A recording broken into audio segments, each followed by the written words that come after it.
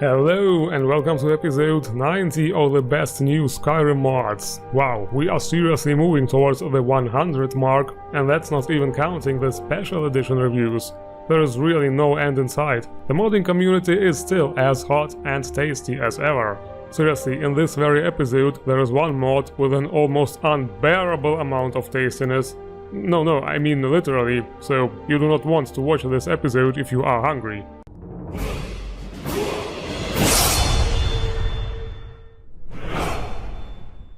But before we start with the mod action, this video is sponsored by Raid Shadow Legends.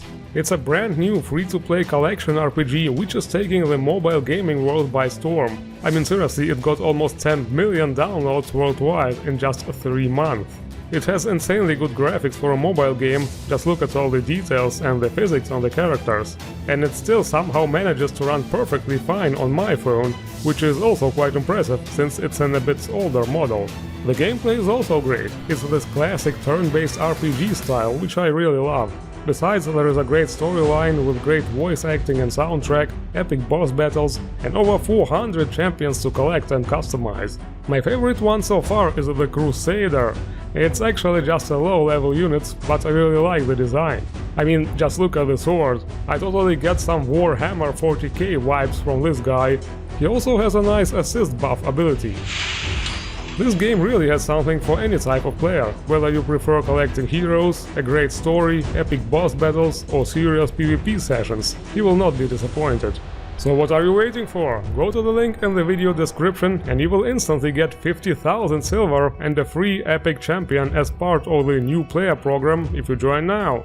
You can find me in Raid under the nick Ikari87. See you there! Okay, we shall start this episode off with a new grass mod. Mojo Grass by LA. This one seems to be not as extreme as Unbelievable Grass 2 Redux, which I initially had. It's more simple and plain. From what I understand, it was designed for performance and is more a grass mod for people with less powerful PCs. It also does not seem to go that well with the over-the-top green colors of Skyrim Flower Overhaul Summer Edition 2 mod, which I also have. But in some regions this subtle grass actually does look more fitting and believable. Overall, however, I personally still prefer the sick Unbelievable Grass 2, and I guess I will eventually go back to it.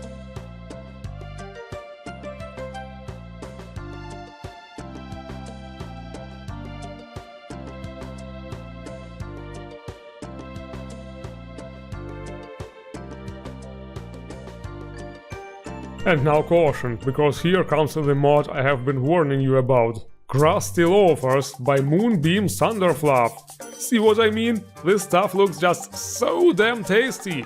Freshly baked, crispy. Oh damn you modder, this is really hard for me because I really love this kind of bread, especially those butter baguettes. I even have one of those in the fridge right now! I'm serious! But okay, this mod is available in 1K and 2K textures and replaces all the bread. The normal one, the potato bread, the garlic bread. Oh my god, I can do this! I want to go to the fridge! I want to put it in the oven and... No. I have to continue the review. No food until the review is done. No food, no sleep, and no toilet breaks! Well, fortunately, the next retexture is not that kind of tasty. ElSopa HD Unique Hand-Painted Road Signs by ElSopa. Available in 1K, 2K, 4K and even 512 textures. This is like a sequel to the Inn Signs from episode 76 and the Hold Guard Shields from episode 87. Same art style, you could say. What I love about those mods is that the textures are colorful, detailed and beautiful, but still totally lore-friendly and not out of place looking. Same goes for those road signs, of course. A clear recommendation from my side.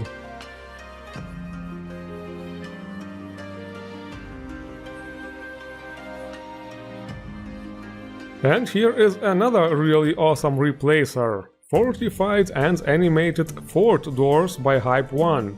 But with this one things are completely different, because it does not just replace the textures, but also meshes, animations and sounds. Well, what do you think? Looks and sounds quite acceptable, I would say. Just kidding, it's really awesome, of course. I mean, the animation takes a bit longer than the vanilla doors, but it's nice to look at. I actually noticed that not all doors have those bars on both sides. Not sure if intentional or, well, you know the drill. Oh, and by the way, the textures are available in 2K and 4K. In terms of followers, we have something very unusual this time, because guys, it's not human. Styx, the Spectral Wolf Companion by Nifeni. That little guy waits for you at the island at Lake Ilinalta. What does it say? Kill the demon dog? Oh no, we shall do no such thing. We shall take care of the cute little doggo, even if it is a weird, ghosty one. Yes, apparently this necromancer here tried out some weird experiments. You can read all about it in his diary. But anyway, there is something else very special about this dog. Despite being a ghost, it can still grow. Every 12 hours you can interact with it, with her, of course, it's a female ghost dog, and advance the growth. You can also reset the growth in the MTM menu if you want a puppy again. Because over time, the little puppy can turn into a fully grown doggo. Do you think Fluffy Doggo and Ghosty Doggo will be friends? Looks like they like each other. There are actually also some other texture options in the MTM menu, in case you want a regular looking doggo. But yeah, in the end, doggos will be doggos, no matter what, I think.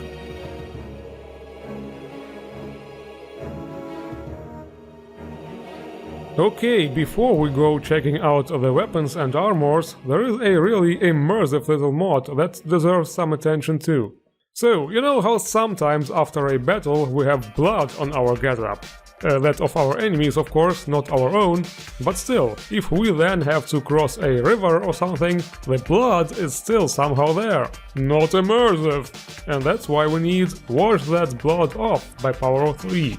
So let's try this again. We fight the dragon, we get dirty, we go for a swim, and wow, look at this, all fresh and clean, like renewed with Pearl. Much better. Okay, so from what I see, we got 2 dogs, but not enough weapons. Is my math correct?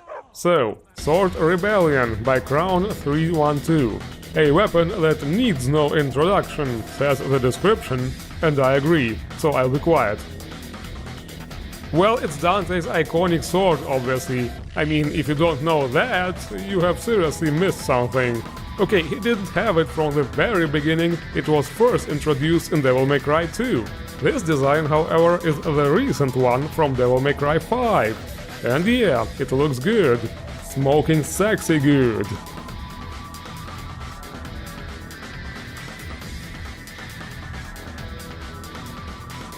And here is another good-looking weapon, CL's Greatsword by Crazy Lion. Very nice design, could totally be in a Final Fantasy game. The engravings remind me of Lord of the Rings a bit, they are also on a golden part as well, so... And it might also be a weapon from the School of the Wolf.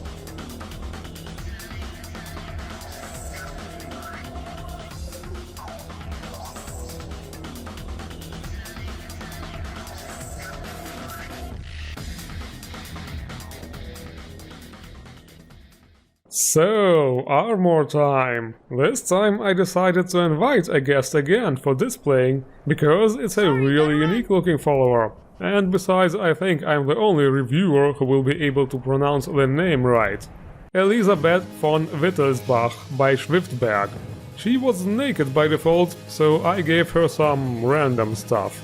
Anyway, that name. She is actually based on a real historical figure, the Empress of Austria-Hungary. And she indeed looks very princessy, especially with the stuff she's wearing on the mod page. But anyway, armors! Starclaw's Mage by Regrease. Well, that is an outfit for those mages who are not afraid of hot weathers. It's available in a variety of colors, including some sparkly stuff, which looks really cool. And wait a minute, it says here it's also available for males. Beta males, SOS, How about no?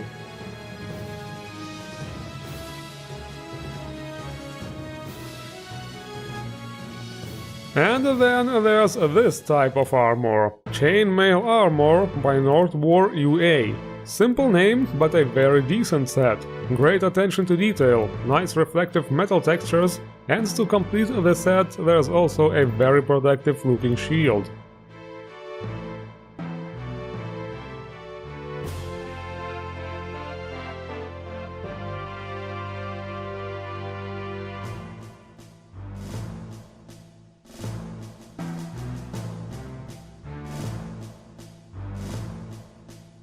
And another one of those, heavy Nordic armor by North War UA.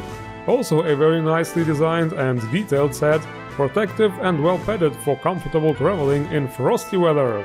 And here too we have a very fitting shield.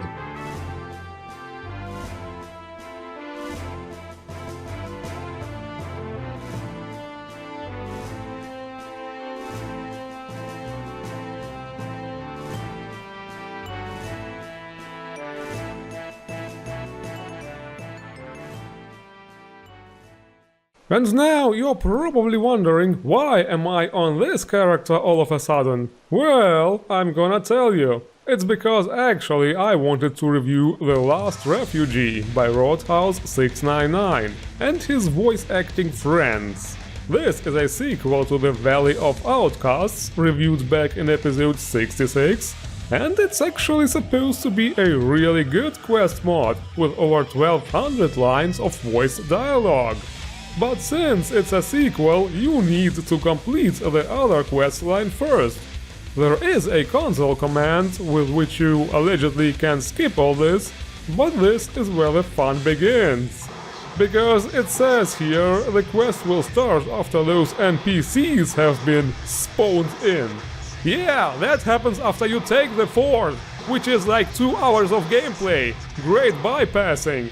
But I still tried. I completed this on my main character, nothing fucking happened. With or without console commands. So I completed it again on this fresh level 1 character, because I thought the other save is fucked and scripts aren't triggering properly, always a possibility, and again nothing fucking happened. It says the new quest should start as I enter the keep, but the only thing I noticed is that the mannequins somehow manage to get even more fucked up every time I enter. The description also says something about building the dining hall. So yeah, I tried that too, just in case, but of course still nothing fucking happened. That's my fault, you know, because I'm such a bad reviewer, because my channel sucks. Well, it just doesn't fucking start. Oh, and if it starts for you, congratulations, because it does not for me. So fuck this, I'm out.